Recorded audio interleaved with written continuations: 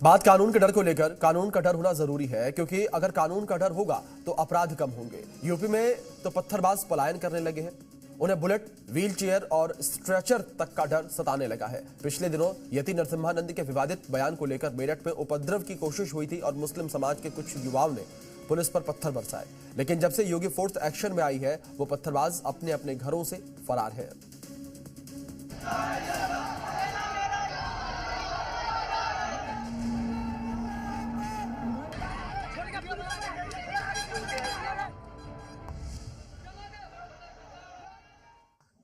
विरोध का मतलब ये नहीं होता है कि हम आगजनी करें, तोड़फोड़ करें, लूटपाट करें। यह कतई स्वीकार्य नहीं हो सकता, कतई स्वीकार्य नहीं हो सकता। छोटे बच्चे से लेकर 35 से 40 साल तक के युवा अल्लाहू अकबर के नारे लगा रहे हैं। दर्जनों की संख्या में युवा गलियों में आगे बढ़ रहे हैं।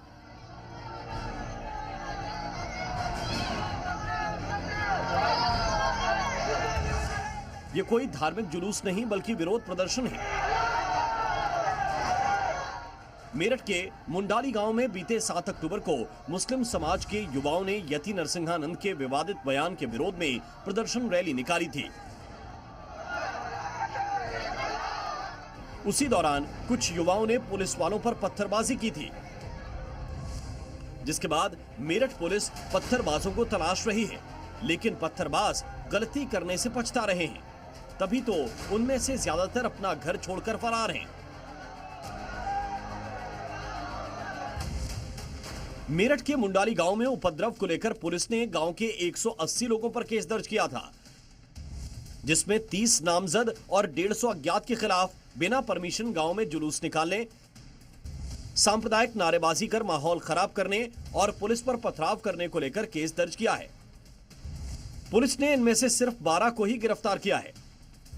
बाकी 168 पुलिस से बचने के लिए छिप रहे हैं। पत्थरबाज अब योगी फोर्स के एक्शन से डर रहे हैं, क्योंकि उन पत्थरबाजों को अब 3 चीजों का डर सता रहा है। ये डर है व्हील चेयर का, ये डर है स्ट्रेचर का, ये डर है लंगड़ा होने का। किसी अज्ञानी के द्वारा या किसी के द्वारा विद्वेष में कोई शब्द कहे जाते हैं तो उसको लेकर के जमीन आसमान एक करने का कुत्सित प्रयास होता है। कानून को कोई हाथ में लेने का दुस्साहस न करे, और अगर कोई कानून को हाथ में लेने का दुस्साहस करेगा तो उसको कानून की गिरफ्त में आना ही होगा। कानून उनसे सख्ती से निपटने का काम भी करेगा। 7 अक्टूबर को भड़काऊ नारे लगाने और पत्थरबाजी में युवा और नाबालिग भी थे। अब तो मुस्लिम समाज के लोग ही उन युवाओं के विरोध प्रदर्शन को गलत बता रहे हैं, जिन्होंने भड़काऊ नारे लगाए थे और पत्थरबाजी की थी।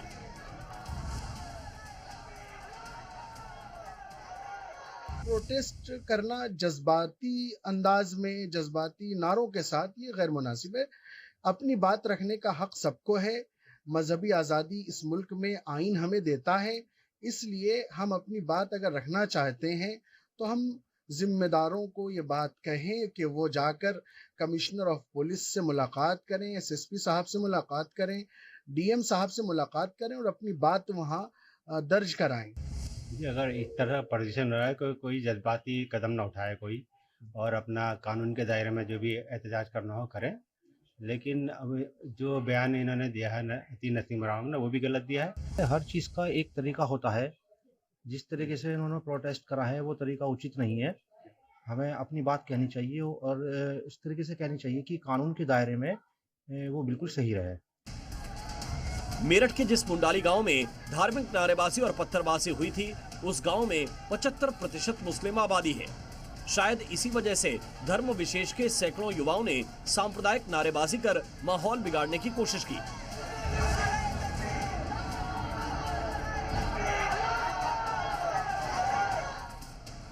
लेकिन अब उनको अपनी गलती का एहसास है, तभी तो पत्थरबाज फरार हैं।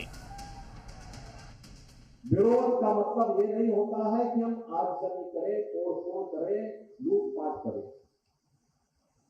यह कतई स्वीकार्य नहीं हो सकता, कतई स्वीकार्य नहीं हो सकता। ब्यूरो रिपोर्ट, जी मीडिया।